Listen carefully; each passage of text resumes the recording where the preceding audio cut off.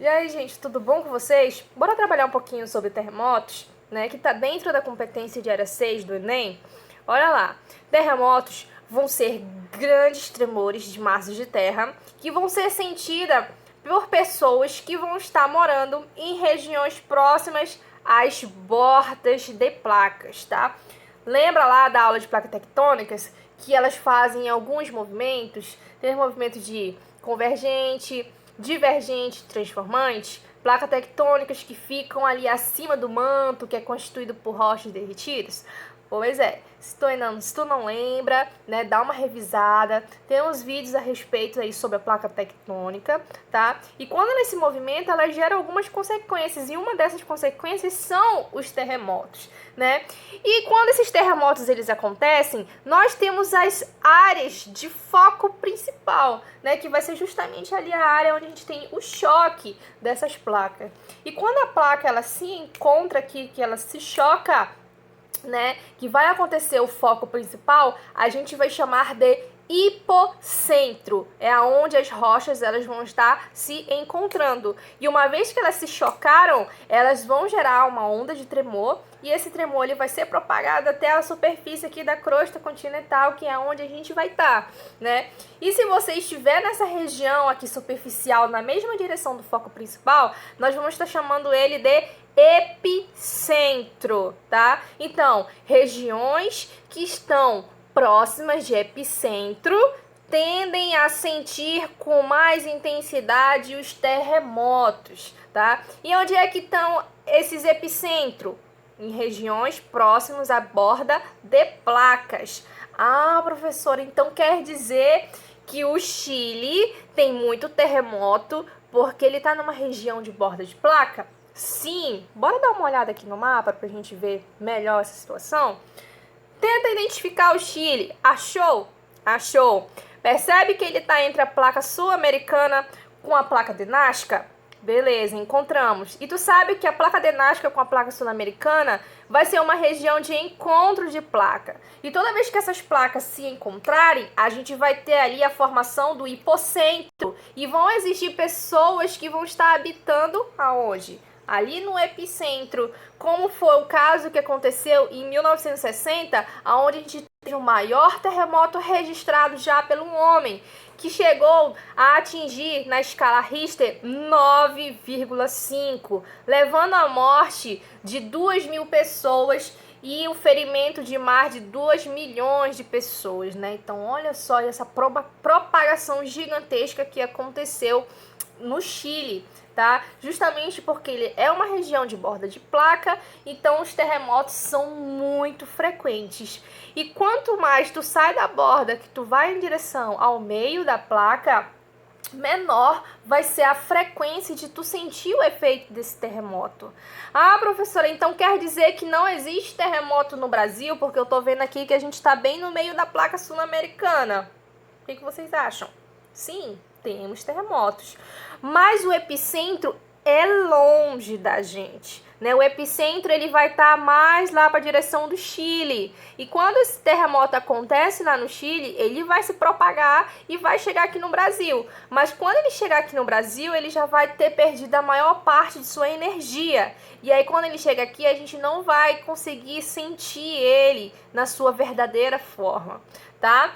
E olha só um outro caso do Japão, que ele vai estar entre 3 placas, placa da Filipinas, placa euroasiana e placa do Pacífico. Então lá no Japão também vamos ter terremotos com muita intensidade, né? Não somente no Japão, como também na Itália. A Itália ela também, a gente vai ser uma região que vamos ter vários tremores, só que na Itália já são tremores bem mais brandos, né? Que vão ali de 2 a 4 na escala Richter. Só para ter uma ideia, ano passado, em 2019, a gente teve em torno de 14.000 terremotos registrados na Itália, só que a maioria desses terremotos foram terremotos imperceptíveis, tá, de baixa magnitude, o que é muito bom, né?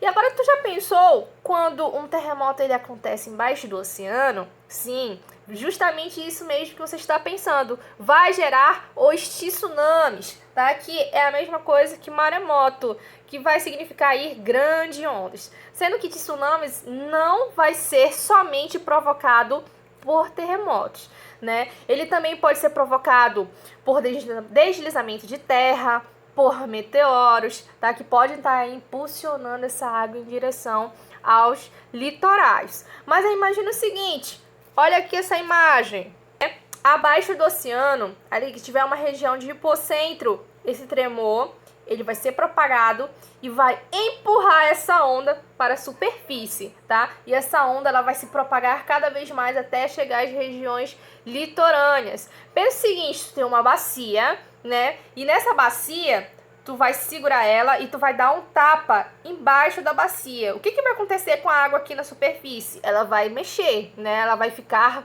se movimentando.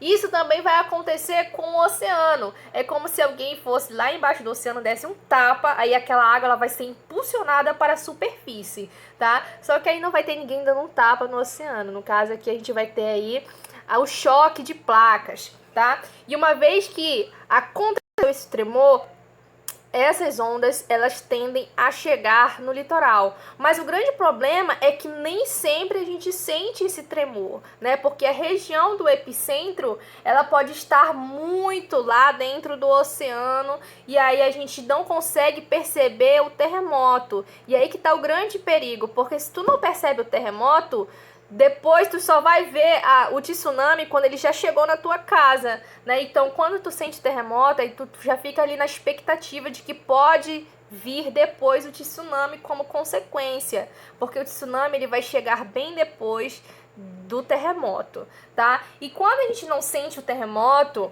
o que fazer para saber quando é que tá chegando o tsunami? Então, se tu estiver na praia, lá pegando o sol, relaxando, né? E se tu perceber que as ondas elas estão recuando muito, mais do que o normal, levante, pegue suas coisas e corra, né? Mas aí, se tu não estiver na praia, e se tu estiver na tua casa, no litoral, numa região que acontece tsunamis com frequência, e aí tu perceber que os pássaros eles vão estar muito agitados, tu perceber que os cachorros, que os gatos eles estão latindo, que eles estão eufóricos, ou principalmente se tu ver um elefante correndo, que não é o caso aqui do Brasil, mas nos países que a gente vai ter aí a presença de elefantes, como por exemplo na Indonésia, se tu vê um elefante correndo, subindo os morros, as ladeiras, saindo das regiões litorâneas, né, corra junto com ele. Corra o mais rápido possível, suba na costa do elefante, não sei, mas saia da região litorânea, corra em direção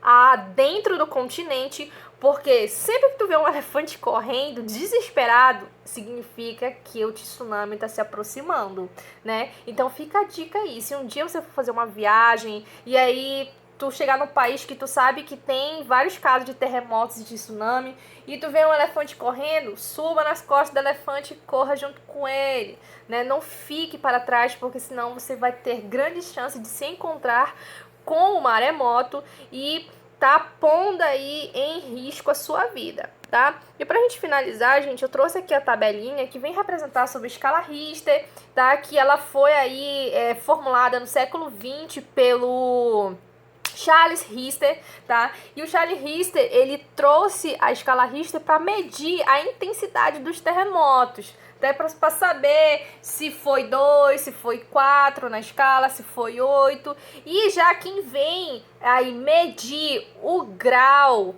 de destruição vai ser a escala de Mercalli, tá? A escala de Mercalli é quem vai aí tá medindo o grau de destruição, tá? E depois aí tu pode dar uma analisada nesse gráfico, mostrando que na escala Richter de 2 até mais ou menos 4, são terremotos imperceptíveis, quase não vai gerar danos, mas aí terremotos acima de 5, a gente já tem que ter uma preocupação bem grande a respeito, tá? E aí, foi essa a nossa aula de hoje.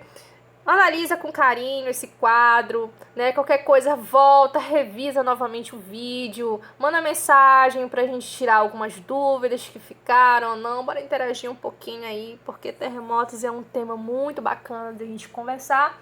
E foi isso. Grande beijo. Tchau.